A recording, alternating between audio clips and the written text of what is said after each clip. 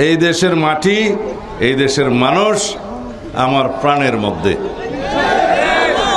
আপনারা জানেন ইনশাআল্লাহ আগামীতে জনগণের সমর্থনে আল্লাহ রাব্বুল আলামিনের অশেষ রহমতে যদি বিএনপি রাষ্ট্র পরিচালনার দায়িত্বপ্রাপ্ত হয়, সরকার গঠন করে, তাহলে এই পেকুয়া চকরিয়া যত যা কিছু উন্নয়ন আছে ইনশাআল্লাহ ভরপুর উন্নয়ন হবে।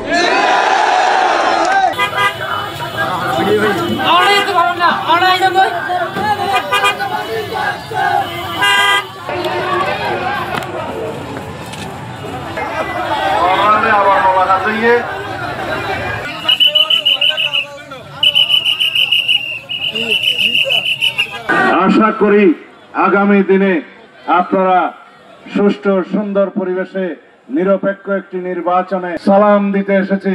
আমার পক্ষ থেকে আপনারা করবেন তো, আর কি করবেন আমি আপনাদের পরীক্ষিত মানুষ। তারা বহুত দূর থেকে